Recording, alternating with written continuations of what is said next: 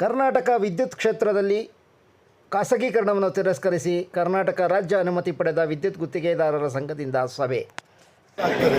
ಸರ್ಕಾರದ ಸವಲತ್ತುಗಳು ಸಾಮಾನ್ಯ ನಾಗರಿಕನಿಗೆ ಸಿಗೋಲ್ಲ.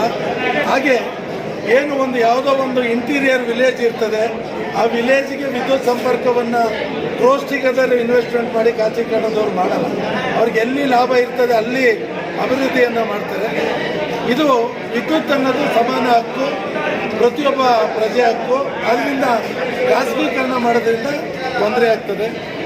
ಮತ್ತು ಈ ವಿದ್ಯುತ್ ಇಲಾಖೆ ಏಷ್ಯಾದಲ್ಲೇ ಫಸ್ಟು ಕರ್ನಾಟಕದಲ್ಲೇ ವಿದ್ಯುತ್ ಬಂದಿರೋದು. ಸುಮಾರು 100 ವರ್ಷ ಇತಿಹಾಸ ಇದೆ. ಈ ಒಂದು ದೊಡ್ಡ ಜಾಲವನ್ನು ವಿದ್ಯುತ್ ಜಾಲವನ್ನು ಮಾಡೋಕ್ಕೆ ಲಕ್ಷಾಂತರ ಕಾರ್ಮಿಕರು ಬಲಿದಾನ ಆಗಿದೆ.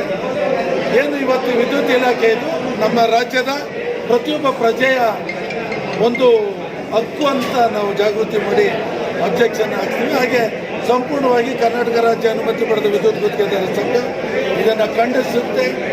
ಒಂದು ವೇಳೆ ಖಾಸಗೀಕರಣವನ್ನು ಮಾಡಿದರೆ ಬೃಹತ್ ಹೋರಾಟವನ್ನು ನಾವು ಈ ರಾಜ್ಯದಲ್ಲಿ ಹಮ್ಮಿಕೊಳ್ತಾ ಇದ್ದೀವಿ. ಅದಕ್ಕೋಸ್ಕರ ಇವತ್ತು ನಮ್ಮ ಇಡೀ ರಾಜ್ಯದ 31 ಜಿಲ್ಲೆಯ ಪದಾಧಿಕಾರಿಗಳು ನಮ್ಮ ಹಿರಿಯ ಮುಖಂಡರುಗಳನ್ನ ಕರೆದು ಸಭೆಯನ್ನು ಮಾಡ್ತಾಯಿದ್ದೀವಿ.